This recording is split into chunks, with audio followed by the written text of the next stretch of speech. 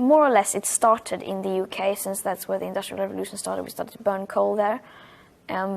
So of course, the UK has an enormous historical responsibility when it comes to historic emissions and so on, since the climate crisis is an accumulative crisis.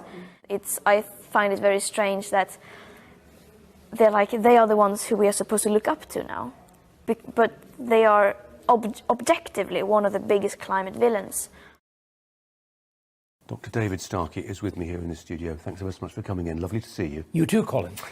She's got a point, hasn't she? It started here. We started burning coal furiously before anybody else had even thought about it. We bear a particular responsibility. We do. We bear a responsibility for the entire modern world. Fundamentally, and that's a quick summary of what you've just said now, modernity is invented in Britain. And you left out half of the story. We don't just invent all the important things we were talking about. We invent modern dress, what you and me are wearing. Look at what people wore before that. We invent all modern games. The modern world, we invent the weekend. Even the French call it le weekend. We invent modernity. Right. So what is Greta really objecting to? She's objecting to the modern world. Greta, well, she's sort of an environmentalist, but look again at the language you used. Dare I ask you to scrutinise it? You began Holy Writ, original sin. Dare I say it, when you tried rather ineffectively to flagellate me last week, you asked about should the world forgive me? This is religious language. That might be me, David. I'm a bit of a loopy Catholic. I know. We can only share sympathy. But the problem is that we're having a new religious revival. Greta Thunberg is not really an environmentalist. She's just wearing environmentalist dress. Let me tell you what she is. She's really a religious nutter at Hyde Park Corner.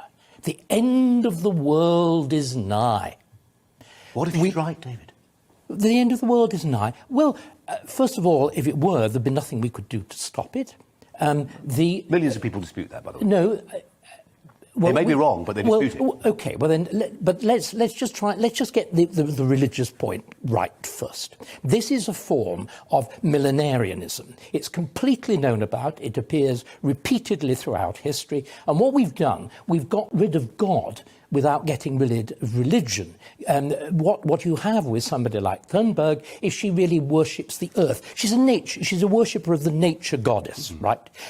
But what we've done, we brought the whole notion of flagellant Christianity. You as a Catholic will know all about this. We mustn't have too much pleasure. It's very bad for you. What do you do if you have too much pleasure? You flagellate yourself. You mustn't have too many possessions because they make you luxurious. Another great Catholic, Savonarola, at the end of the 15th century in Florence, which is again one of the precursors of all this, the world of the Medici, the wonderful multiplication of goods in Florence. What do? Oh, we have sinned, we have sinned. We burn, you have a bonfire of the vanities. It was that G.K. Chesterton quote, wasn't it? Another good Catholic who said, when people stop believing in God, they don't believe in nothing, they believe in anything. And what we've done, we are believing in nature worship. Again, look at relatively respectable figures, and I emphasise relatively respectable, like David Attenborough. David Attenborough is really a rather mad late medieval saint, or maybe a very early one. He's a St. Simon Stylites, an ancient seer,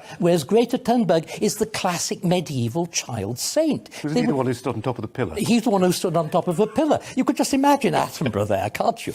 So fundamentally, we should be laughing at them.